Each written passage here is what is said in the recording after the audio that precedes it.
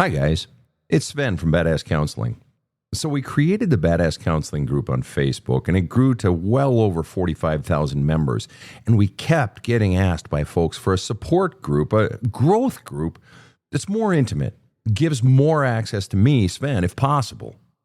So the Badass Counseling team got together, and they created Community Plus. For a monthly fee that isn't cheap, you get direct access to me 2 times a month where you can submit your questions directly.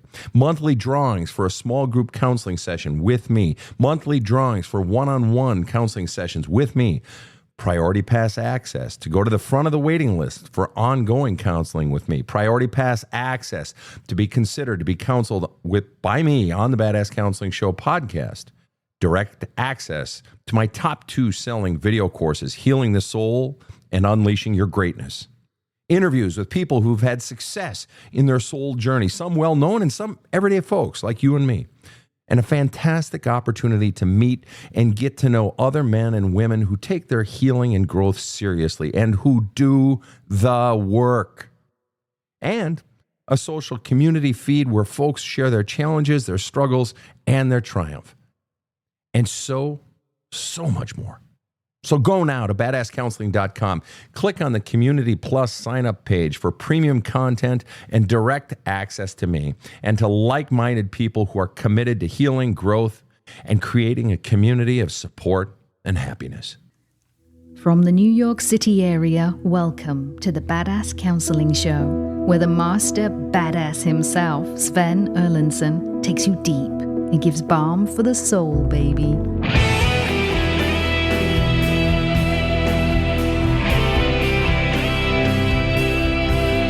Good morning, fine people. You have found the Badass Counseling Show podcast and a live taping of a lightning round. It's great to have you here, whether you are joining us from Aberdeen, way down under, or Aberdeen, South Dakota, from York, the original York in Great Britain, or from New York, where we are based, or anywhere across the lovely country of Canada. It's great to have you here. To all of our listeners, we got folks joining us from Spotsylvania, Virginia, and all the way over to Seattle and up and down and all around. We are taking your questions right away, and I am joined in studio by my team, part of my team. I have KC over there in the booth joining us, silent, deadly. And I've got Rob the Rocket right next to me. Rob, running all things masterful and technical. What say ye? I'm all right. You know, this show is like an old friend. You know, we can maybe not do it for a week or two. We come right back. It's like we never left. That's it. Yeah. And we love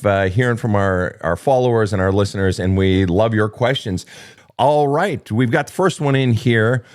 Cam, over on Facebook, says, former husband has brainwashed and rewritten daughter's childhood.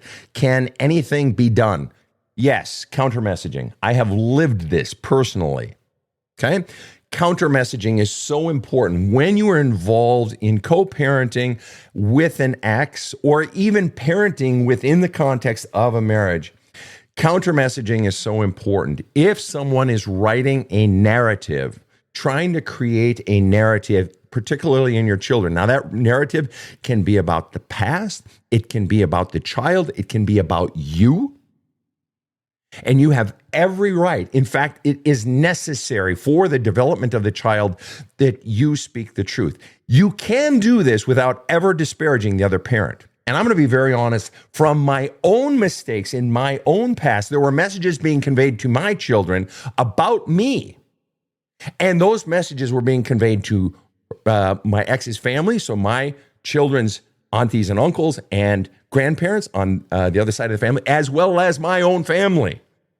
And I had heard from a therapist back when we were going through therapy, and that therapist said, never speak ill of the other parent. But I took that as be silent and take it, and that was a mistake.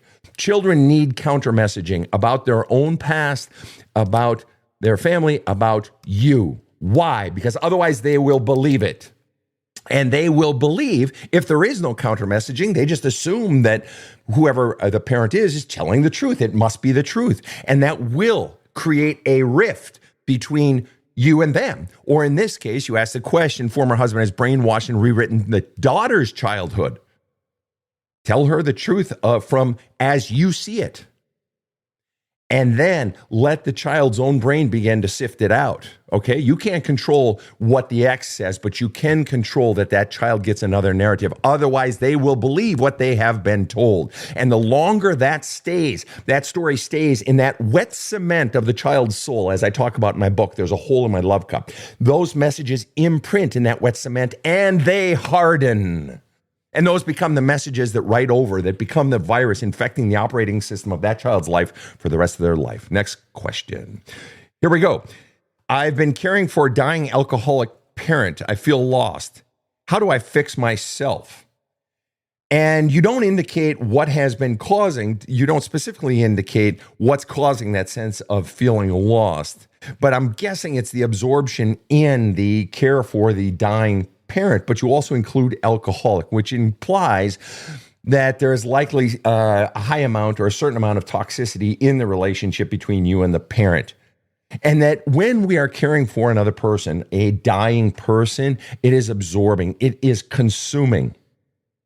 We took care of my partner's cousin, who she had grown up very, very, very close to. We moved the cousin less than a mile away from us. We'd get a call in the middle of the night from the caregiver that the cousin, who had put on weight, being bedridden and so forth, had tried to move over to the commode from the bed in the middle of the night and had slipped on the floor. And I would have to go over and do a deadlift of about 240 pounds directly off the floor. This isn't a bar that's now 7 inches off the floor. This is a direct deadlift of an unwieldy body from the floor and so forth. It just takes a lot out of you, and not even the physicality of it, but the mental side of stuff. Have you guys ever experienced that in your life? Even if you've never taken care of a dead person, have you ever experienced how mental drain and emotional drain can be more physically exhausting than something that is just physically exhausting? Have you ever experienced that? Well, that's what's going on with here. This was Ronald Anth asking this question here on TikTok. And Kelly on YouTube has the same question, going through it with her dad. Okay. Kelly, same thing, going through it. And so the question, and it becomes very easy to lose yourself, lose your energy, lose your sense of identity, especially you insert in your question, Ronald Anth, caring for a dying alcoholic parent, feeling lost. So it's not just the absorption in taking care of someone, but the messaging and all of potential the abuse or the put downs or just the mental toxicity. And I'm feeling lost. How do I fix it? You begin the process by you have to go inside and begin the process of flushing out the messaging that you have been receiving about yourself. You have to begin to flush out the pain. You have to begin to flush out the anger, the sadness, the sorrow, the disappointment, all of the feelings. Because part of what consumes us, part of what causes us to feel disconnected from our own center, that's what lost is. That's what stuck is. That's what depression is. That's what anxiety is. It's disconnection from our own sense of self, what I call soul, what some people might call deepest intuition, connection to our deepest self. And what caused that is all the other shit inside of there, the pain, the fears, the bullshit beliefs you've been taught about yourself. And until you have a willingness to go into that, whether it is in therapy or even without therapy, if you don't have access, can't afford it, doing it on your own.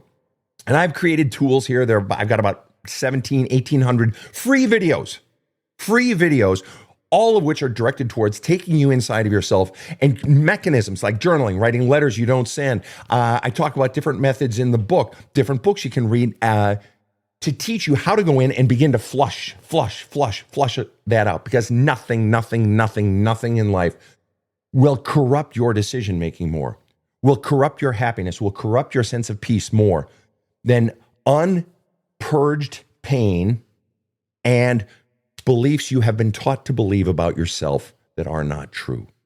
And that requires going in. That requires creating solitude, but it means having the right questions that will take you where you need to go. I strongly recommend that you get the book, There's a Hole in My Love Cup, all right? And that's going to take you through that process of healing that crap, but you have to go in and start journaling. Start journaling now. Next question. Here we go. Karen Battistelli on Facebook asked the question, I'm 26 months with my narcissist gone from the house. I still can't have a quote unquote good day without needing 2 to 3 days recovery. Why? And is this normal? Oh, hell yes, that's normal. I got plenty of people nodding right now. Let me put it to the peanut gallery. Is it normal to have a good day and then have about 2 or 3 down days? Yes. And it's not just true if you've had a relationship with a narcissist or what I call in my work an extreme taker. It's necessary anytime you are going through the ending of any relationship.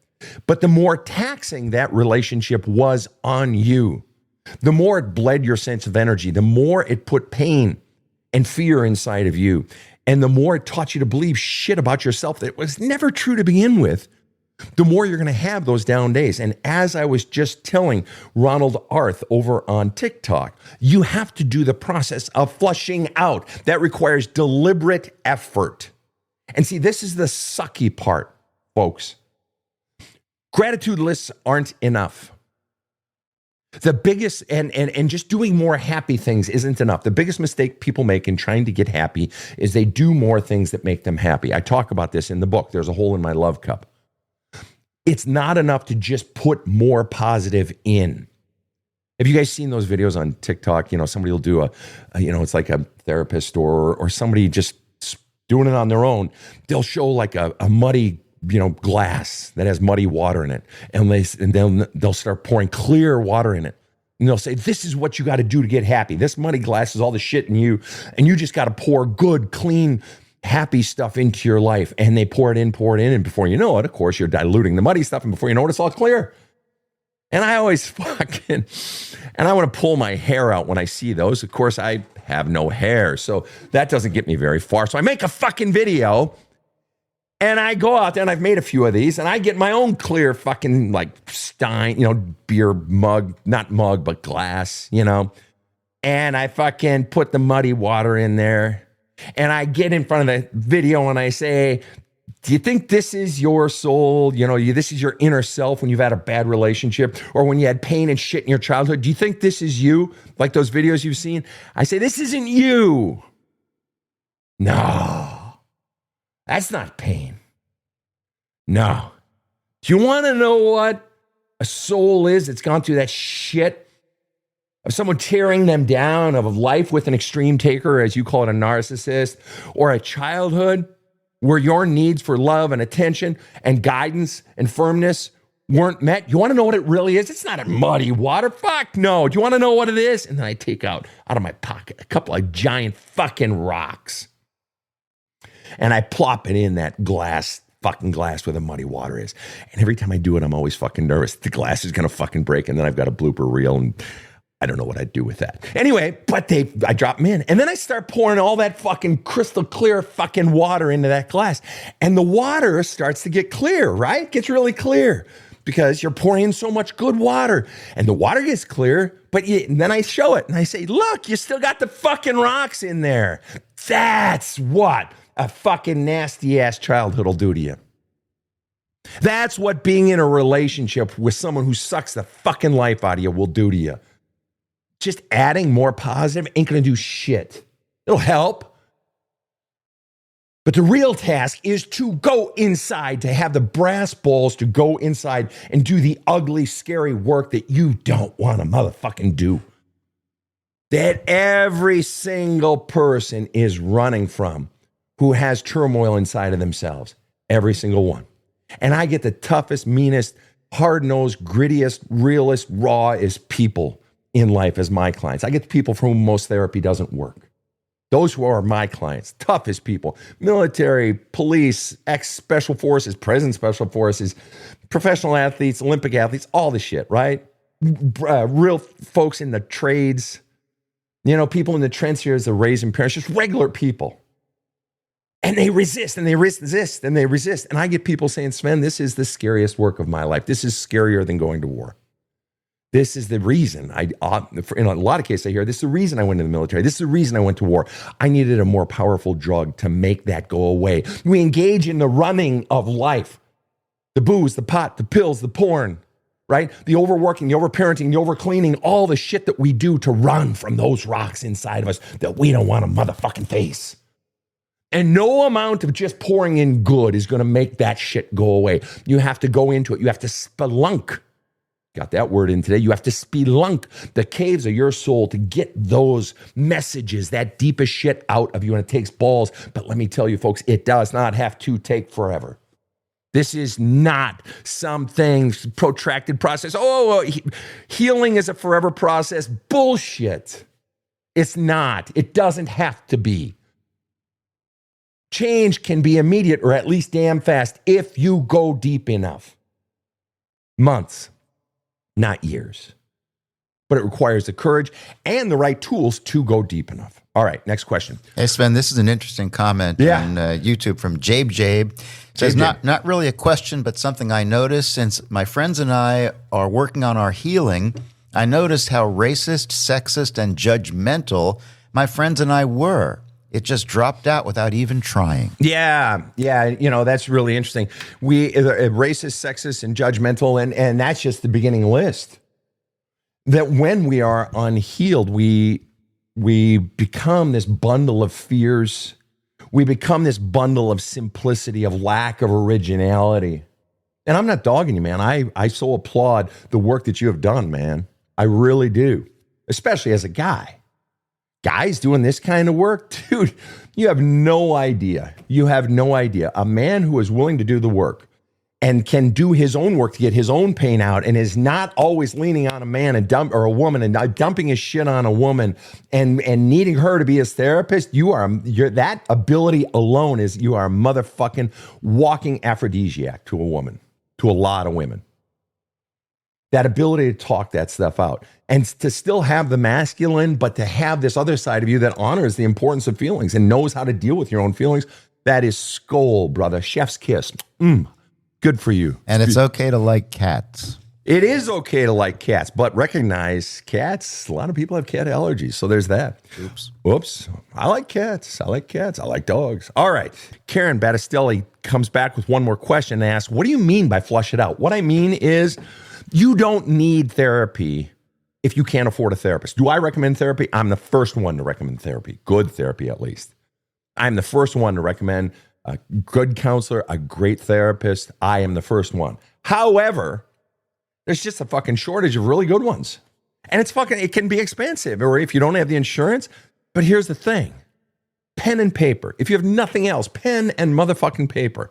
And sit down and at the very least answer right at the top of the page. And I always start with the question, what am I feeling right now? What is pissing me off right now? What is the hardest part of my day? Or what's really eating at me inside? Write the question down. Why? Because our brains are like little fucking computers is the way I look at it. And I know when I'm asked a question, my brain starts to fire and I wake up. When I'm on a long drive with my girlfriend, we love road trips. We're going to be taking one soon on the Pacific Northwest, just a quickie, right? Coos Bay, shit like that. And I say, if I'm getting a little late at night or whatever, I'll say, start asking me some questions, please. I won't say talk to me, because if she talks, I'm going to fall asleep. It's like listening to the fucking radio. I'm going to fall asleep. Not because she's boring. She's fucking incredible. But I need my brain to start firing. Ask me a question. So write the question at the top of the page and then start writing. I'm feeling like shit because, my boyfriend, blah, blah, blah, blah, blah, blah. And you know what? That really hurt my feelings. But you know what's been going great? I love what's going on with work. I'm finally in a work that I love my coworkers, love my job, da, da, da.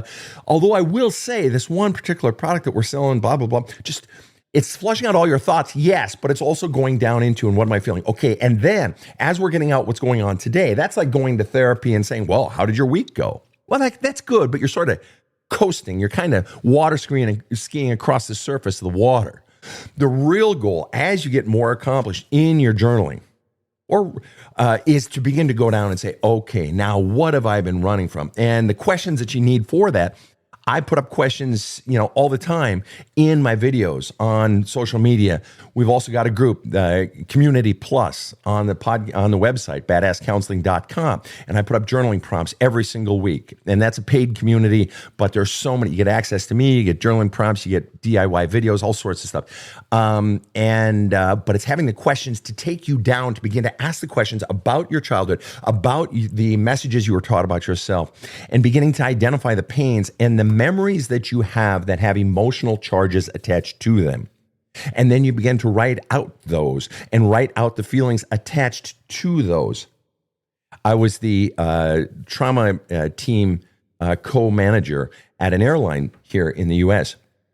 And one of the things that I would do when I was meeting with people, crew, pilots or flight attendants who were coming off of flights where, let's say, there was a wind shear or a smoke-filled cabin or something like that, or some sort of incident on the plane, whom we as the airline and as their coworker and friend are concerned about cleaning them out, getting them cleaned out so that they can do their job, right? My job was to talk with them, to pull them aside after the flight, or to get back to them during the week and take them through the process of flushing that out. Well, how do I do it? The first question is always, beyond how you doing, what's going on, how is the family? Tell me what happened. And so I'm just wanting a factual recounting of events. And this can be the template that you use for your own journaling. Tell me what happened. And a recounting of facts. This is the story of the event. And then I'll ask them the question, what was going on inside of you? What were you feeling? What was really going on inside of you before it, as it's happening, as it was peaking or climaxing, as it was, as the situation was relaxing or coming to an end? I'll have them talk about what was really turning up. And sometimes I have to poke around and prod some more. But what was really going on? Or give me a feeling word for that, or whatever it might be. And then after I've taken them down deep, then I'll ask them one more time. So tell me the story again of what happened. Now they're going to begin to integrate a little bit into the factual accounting of the story, a bit of their feelings, but they're recounting the story. So now I'm bringing back out. Now I'm back to facts and story. And then we're back out to, okay, so, blah, blah, blah. We talked it out, blah, blah, blah. Hey, man, listen, I know you got to go. It's been great talking to you and so forth. They've now told me the story twice, and they've told me their feelings once. That alone, doing it verbally, has a profound effect of beginning to verbalize the process. It's just like when you have a fender bender or you get in a car accident. What do you do? What do you fucking do? You go home and you tell your partner. Maybe you happen to be talking to your brother on the phone. It's just like, God, you wouldn't believe what happened. And then you're telling your coworkers. Why do we do that? We do that for the same reason we cry at funerals. We do it for the same reason we get angry if someone hurts us. We do it for the same reason if you hit your thumb with a hammer, you shout out, "Bah!" Beep, and you're swearing. And maybe you got a few tears going down your eyes and you're dancing around, my thumb. Why? Feelings are the body's natural discharge of energy. Talking something out is the body's natural discharge. There's an old Scottish quote, something like, no bad event goes unspoken, or something like that. In other words, we naturally, as humans, desire to talk things out, right? And that's what journaling is. Journaling is talking out, but with pen and paper. And what you're going to discover the more you do it is the same sense of relief, if not even better. Why? Because your journal can become your best friend. The more you journal it out, you're going to feel more comfortable because you're going to begin to see results. It's like, holy fuck, I feel better. And it's scary at first. It's like, well, I don't know how to punctuate and spell. Who gives a fuck? Just fucking do bullet points, or start writing letters to the people who have pained you, or that you're angry at, or that you're feeling love for. If you're still stuck in a relationship that you've been broken up for a year, in other words, you're still thinking about the person, it's because the love is holding you on, probably. Write them a letter of love that you don't send. You have to start flushing out a feeling, because that's what's keeping us stuck in life. Hey, Sven, I remember when my kids were little, we were rear-ended at a stoplight. Yeah. It wasn't serious, but it was scary, and the fender was dented. And the kids didn't know how to react. They were looking just puzzled and startled. I said, all right, we're going to just yell, shit. And they were surprised, and we all did. And you know what? What? They felt better. That's it. They felt a lot better. That's it. Yeah. Well, and to that point, even just in the last 20 years, there's been research on swearing. Yeah. Well, and you're an expert. Well, I'm not an expert on the research. I've been doing my own research. And the powerful effects of things like shit. You're absolutely right. That was a wise move. Tell you what, worked somehow. All right, and we'll be right back right after this. My best friend made me listen to some podcast, said it had blown her away. So we listened to a lightning round of the Badass Counseling Show together. All I can say is, wow. First podcast I'd ever listened to. Now it's my addiction. If you haven't done it yet, you need to subscribe to the Badass Counseling Show. This show provides soul counseling intended to entertain and inform, and is not medical advice.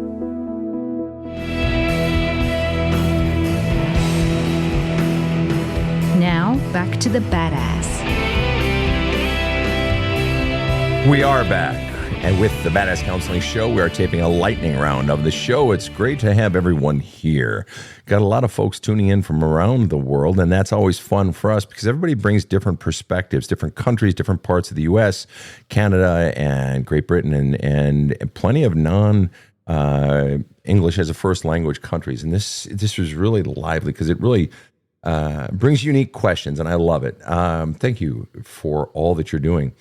As an echo of the point we just made, Tanya Mason over on TikTok says, the only way I got through grief of my parents was to write letters to them and then burn them. That's fantastic. That's a great tool, the writing the letters. Why? Because writing it, there's an old saying, and I don't know who said it, but the old saying is, we never know what we think until we're forced to codify our thinking. Codify. Well, what does codify mean? Put into words. And not just words in our head, but out of us. Because when it's out of us, in spoken word, in written word, in song, in lyrics to a poem, in a letter, in bullet point list, we don't know what it is. Why? Because it just tumbles and tumbles and tumbles and tumbles and tumbles. I have a few clients who are teenagers. And one of them is a 14-year-old boy, and he said to me recently, Sven, I'm doing a good job with all my feelings. I said, that's great, man. Tell me what you're doing. He says, well, I feel them. I welcome them, and I feel them, and I allow myself to feel them, and so on. So I said, that's wonderful. Which for a young male, 30 years ago saying something like that would have been huge back then. So now that it's more common now is great. But I said to him, but that's not enough. Because when it just tumbles around in you, it's still in you. The feeling is still in you. Even if you're crying it out, sobbing it out, or raging it out, it's not enough. The physical action is not enough. It requires words. I said, man, come on, man, get your journal. He said, you're right. You're right. He says, because it's weird. Because sometimes when I still just think about it or feel it, I don't feel the sense of relief that I do when I journal it out, or when I talk with you, or when I talk to my dad, who's become a better listener. That's right. You have to give it an avenue of egress. All right, next question. Got one here. Oh, yeah. Go ahead, Rob. Over on YouTube. Jennifer asks, why would my mother admit that my older sister is a pathological liar, yet she can't admit that my stepfather molested me? Well, you got to ask yourself the question, what does your mother gain by admitting that your sister is a pathological liar? Right. Part of what she gains, you have to remember, the family myth exists to protect the person at the top of the food chain. Every family has a family narrative, and there are many sub-stories in that family narrative. It's like fucking Game of Thrones, man. There's like 87 stories going on within the larger story, right? Okay. In your family, by your mother telling you your sister is a pathological liar, what's your mom doing? Controlling the narrative about your sister. She is fundamentally telling you that your sister is a non-trustworthy source, which has the effect of what? Driving a wedge between you and your sister. What does your mother gain by driving a wedge between you and your sister? Well, at the very least, she gains control over the two of you. She keeps you antagonistic. Why might she fear that? Because if you two get close, and if your sister, by the way, were to start believing your story, well, who looks bad? You said the mom doesn't admit that the stepdad molested her? Yeah. Right. Mom doesn't want that getting out. Why would mom, who clearly, at least between the three of you, I'm betting mom has the power. Mom's the queen of the castle. Person at the top of the food chain. Why would your mother not want to admit that your stepdad molested you? Now, this is kind of an easy one. She doesn't want to admit that because she looks fucking horrible. Potentially, right? Especially if it happened more than once. And she knew. All of a sudden, she's no longer person at the top of the food chain. Furthermore, you have to understand that it behooves your mother to make sure that no one believes you. It behooves your mother to make sure your story about your stepfather doesn't get out. I'd be curious to know if your mother and stepfather are still together. If so, then it definitely behooves you, because she may not be at the top of the food chain. The stepfather may be, or she may be, but either way, it makes her look really, really, really bad. And she doesn't get to sustain the myth that she probably lives by, that I am a good mom. especially if she knew. But even if she didn't know, there may be other indicators that the stepdad is not a good person. Furthermore, if it did get out that the stepdad did molest you, now what's your mother's justification for staying with your stepdad? And if she's staying with him for her own wants and personal needs, or potentially for money and security, what happens to her money and security? What happens to her fear levels? She has to keep you silenced. In the family narrative, in the family myth system, very often, if one truth teller has a different story about childhood, or if one person sees life differently than what's happening in the family myth, and this is very common, what will happen is the person at the top of the food chain will turn the pawns, the other people in the food chain, against the person speaking the truth. Why? To silence them, to deny the truth. Why? Because you hold the power. What you don't understand is you hold the power in the family right now. You don't see it, but you hold the power. Why? Because your story has the power to explode the family. It has the power to turn the family narrative on its head, that if mom knew, she was not a good parent if she allowed it to continue. Piece of information from Jennifer. Go Stepfather has been dead for 10 years. And the question is, did mom know, would be the other question. And that would require some digging. Furthermore, beyond that, you have the power because you possess the truth that no one wants to hear, and it's so fucking uncomfortable. It requires an entire restructuring of the family myth. So yes, your mom wants to keep that story silent. She's not going to fucking admit that. She knew. I told her. Says she Jennifer. knew. There you go. There it is, folks. Mom does not want to admit that the stepdad molested her. You. Right. And if she knew and it continued, I'm sorry. You know, that raises the age-old question then. Who committed the greater crime? In this case, the stepdad who molested Jennifer, is it, Rob? Yes. Who molested Jennifer, or the mom who allowed who knew because Jennifer told her back when it was happening, or the mom who allowed the stepdad to molest the daughter? Who commits the greater crime? Now, obviously, that's a rhetorical question.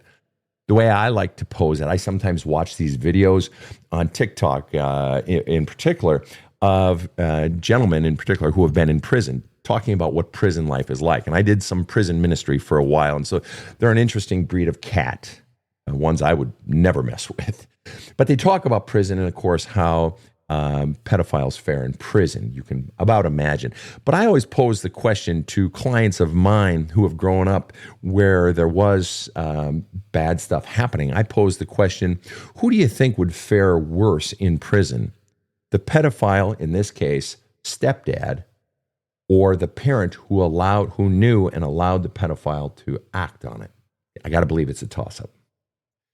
But, so the point is, of course, your mother doesn't want to admit that. She would rather disenfranchise you from anybody else in the family, or have them turn on you, or do whatever she has to do to keep you silent, because she looks really fucking bad and she stands to lose everything. One more piece on the family myth system.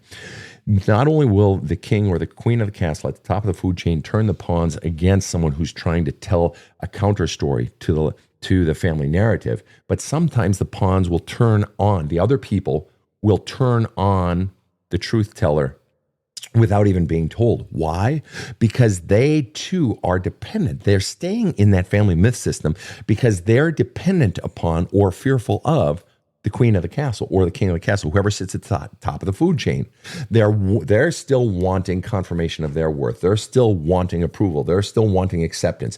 They're still wanting the Scooby snacks of love, right? Or they fear the wrath of the person at the top of the food chain. I've had 52-year-old men, giant, big Italian dudes, or, big Scandinavian guys who maybe have a mother who's 79 years old and 98 pounds, and they're terrified of her. And no joke, not joking, terrified of her. Or a father that they could have whooped 20 years ago when they hit 30, who was maybe tough in his day, but they're still terrified of him. So it's not physical. It's just that the imprinting that happens when we're children goes so deep, back when that parent looks so big and the parent has all the power and all the fear structure gets set in place, as well as the love, the Scooby snack. The love, the occasional love, if it ever comes, all of that gets set in place. And that imprinting is so deep and so powerful that it runs people's lives into their 40s, 50s, 60s, 70s, 80s. I have clients who are in their 50s, 60s, 70s, still seeking the approval, the acceptance, the love, the acknowledgement, or the apology from a dead parent. That's how powerful this shit is. Core beliefs are even more powerful than the pains inside. All right, next question. That was a great question. Thanks, Jennifer. I appreciate that one. Okay, well then, here's the flip side of that. And I get this one very often, and this is one that requires a bit more complex answer, but the question being asked to me is by C2 Mama on TikTok. What do you do if a child is doing that to you, making the mom out to be the bad one? Now, you don't give the age of the child in this case. Here's the problem. We've got two narratives going on then, C2 Mama. We've got the narrative of the parent and the narrative of the child. And this is a sticky little one from the position of the parent. And this is one I don't very often comment on because I require an expansion of the story. I need to know more of the story, for even just from the parent's perspective, what's really going on. Because very often, an adult child, is not going to make shit up. And I know a lot of people disagree with me on this, and I don't give a fuck. I'm at least going to lean towards the person saying that they were the victim of someone hurting them. I'm going to lean in that direction. And I'm going to lean if they are in a position of lesser power or have been in a position of lesser power. Why? Because that's how I'm wired. I am wired to protect the weak. Okay? But that doesn't mean I always side with them in the end. Doesn't necessarily. However, what has to be explored then is one fundamental question. Well, several, but not the least of which is that often what I perceive to have been my good parenting may not have been received as such. You got everybody is familiar with the book 5 Love Languages, right? Okay. And this notion of love languages, and in my book, Love Cup, I talk about 3 more love languages that are not covered in Gary Chapman's wonderful, amazing book, right, from back in the 90s. And one of the things, the fundamental premise, or one of the operating premises of the book of love languages is that you can be speaking a love language, you can be giving a love language, but if that is not the receiver's love language, or even if that's not what that person is needing, it doesn't fucking matter how you're showing the love. It doesn't matter. That my purpose in a relationship is to deliver love in a way that I know is being received by the person I'm in relationship with. Never more true than in parenting.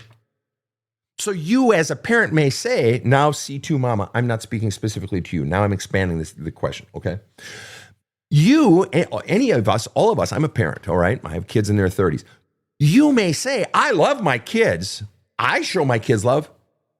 And the child may say, but I didn't feel loved. I didn't experience love. Well, I put a roof over your head. I put clothes on your back, food on the table. And the child may say, did you ever once fucking hug me?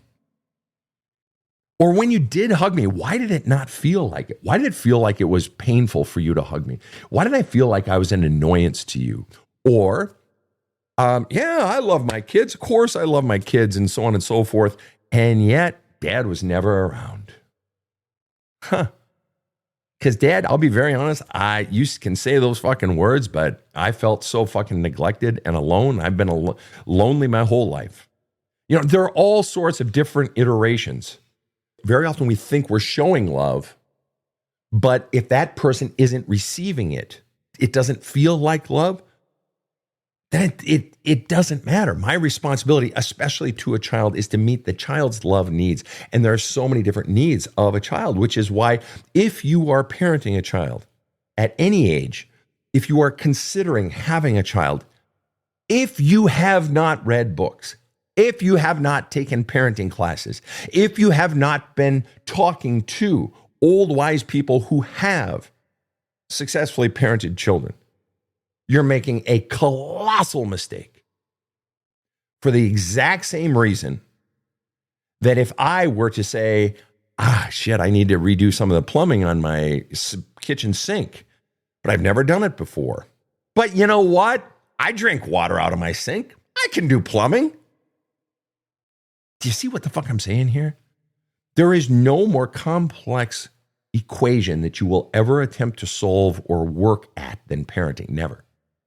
There's no more complex equation on earth than the human animal. But you put two human animals together in relationship, it creates a level of human calculus, of problem calculus that is exponential. But then you start one of those humans at a very, very, very young age, and it's phenomenal. And if you think, well, that's fucking intimidating, good. Now be deliberate in your parenting. And here's the last piece. And again, this is to you, C2 Mama, but this is to every parent.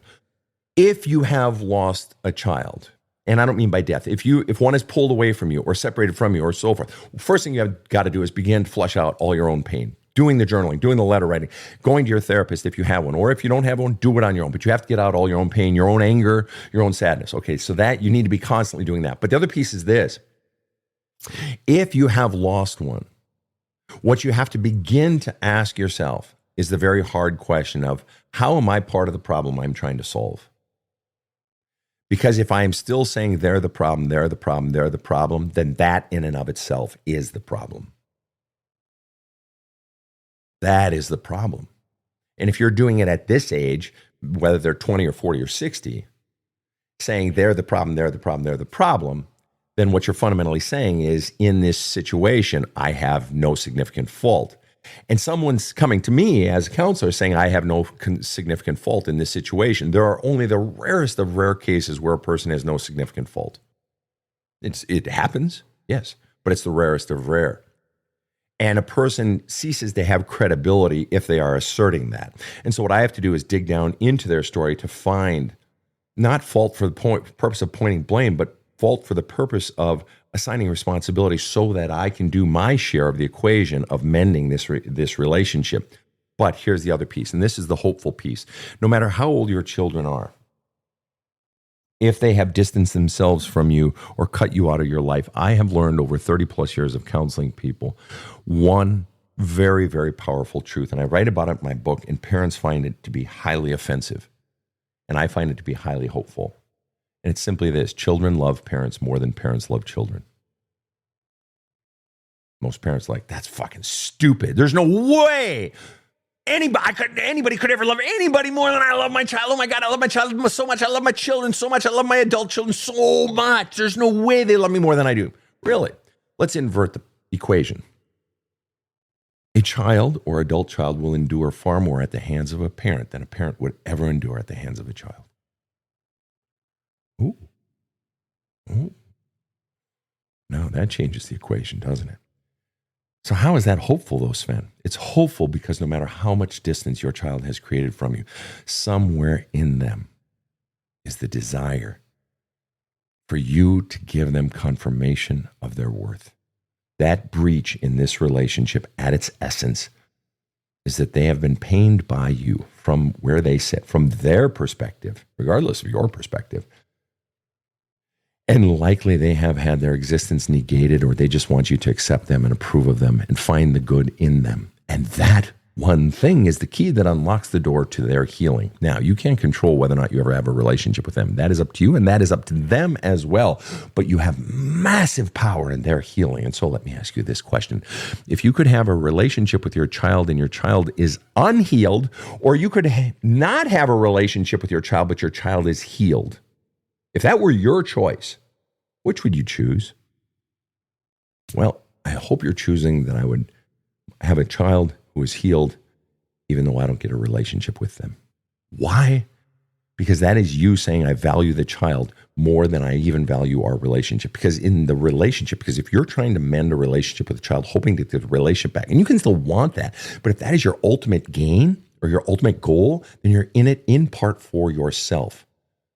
And an attuned adult child will sniff that shit out in about fucking 10 minutes. Why? Because there's something in it for you. And unless you are going into this process with the selflessness of, I just want to help my child heal from the pains that I have caused them, unless you are going in with that ethos, it's ultimately selfish, and a tuned in kid or someone who's done their own work will sense this is just about you. It's just one more selfish fucking thing. When are you going to see my reality? When are you going to just make it about fucking me for a second? And I'm not making it about me like, can I borrow $20? I mean, make it about me like, confirm my fucking worth. Or is it just about you and you getting your needs met? And this is just ugly shit to swallow as a parent. Have I had to sit through this shit? Oh, you bet I have. At the hands of my own children, you bet. And it's ugly and it's brutal. And they're going to remember shit that you don't remember. I had to have a conversation or several with one or both of my kids over the years, especially once I hit like my mid-40s. And there were things that I didn't remember. And it's like, well, I don't remember that. It was going on in my head. But then I thought, Sven, you're in your mid-40s. I forget more shit than I fucking remember. Now I'm in my mid to late 50s. It's just like, I guarantee you my kids' brains at 30 and 34 are infinitely more credible than mine in terms of memory capacity. So the fact that they even remember it, A, I don't doubt that. 2, I believe my children to be people of high credibility, high integrity. They wouldn't make shit up. 3, sometimes these are stories that are so specific and unique that it wouldn't, what's the purpose in making it up? And it's just odd. There's no way it's made up. 4, and this is the most important question. This is the most important question. What do you gain by denying their reality and say, no, that's not how it was? By denying, deflecting, dodging, deferring, by not acknowledging their truth. How is that good? What do you gain from that? Oh, I protected my fucking rectitude, my rightness. I'm right. I am good. I've made no mistakes, nothing significant, nothing like what they're saying. Congratulations, genius. Congratulations. So now you still have an unhealed kid and you have no relationship with your kid. So it's just like, so all I got to do is allow for the possibility that my child is telling the truth. Allow for the possibility that I made some significant mistakes as a parent, which we all do. So fucking concede it and own it. Not just, well, I'm sorry and we need to move forward. Like the politician's apology, the one who's been caught in adultery. Oh, I'm so sorry, but we need to move forward now. None of that shit. But you say to your child, fuck, man, I'm sorry. And there's no excuse. And don't try to defend yourself. Just let it be there. When I started my very first day, my very first 10 minutes at the U.S. Air Force Academy as a cadet back in 1985, July 5th, you step across a white line. Once you cross that line, you are now a cadet, a douli, which is Greek for hodulos, a slave at the U.S. Air Force Academy. Very first thing they taught us, other than get over there on that line, was your 7 basic commands. Ma'am, may ask a question. Ma'am, may make a statement. Ma'am, I do not know. Yes, ma'am. No, ma'am. Ma'am, I do not understand. And the big one. No excuse, ma'am. That one statement, no excuse, ma'am. No excuse, sir. That one statement has just been so simplifying for my life. I get pulled over by a cop. The cop says, you aware that you're going 70 and a 55? Yes, sir, and there's no excuse. Deflates the situation instantly. I'm not trying to make up excuses. I was going 70. I came over the crest of the hill. I had sped up to go up the hill. Now I crested the hill, and now it's like I didn't slow down fast enough. You got me. And I don't even say that. I just say, yes, sir, and there's no excuse. Right? Just no excuse. Just fucking own your shit, man. Be a responsible fucking human being instead of protecting yourself because you have such a fucking frail ego. You want to help your kids heal, just own the shit. Set your ego aside and own it and really feel it and acknowledge it and apologize. All right, folks. It's been great having you here. Thank you so much for tuning into the Lightning Round, wherever you have tuned in from. Rob, any final thoughts today? You got the word spelunking in. That was good. Skull. And about getting the rocks off. I guess that came out wrong. Out, right. Out, Sorry, Rob, not sorry. off. I apologize. You sexual beast. I own it, and I'm sorry. So on behalf of my team, Rob the Rocket, sitting next to me, Sophia, the artist, and Absentia, and KC in the booth, over in the booth, have a kick-ass day. The Badass Counseling Show is strictly copyrighted. No copies may be made without the express written consent of the Badass Counseling Show, LLC. The Badass Counseling Show is produced by Karen Camparelli and Robert H. Friedman. Executive producer Sven Erlandson. Original music by 2-time Emmy Award-winning composer Trevor Morris. Have a kick-ass day.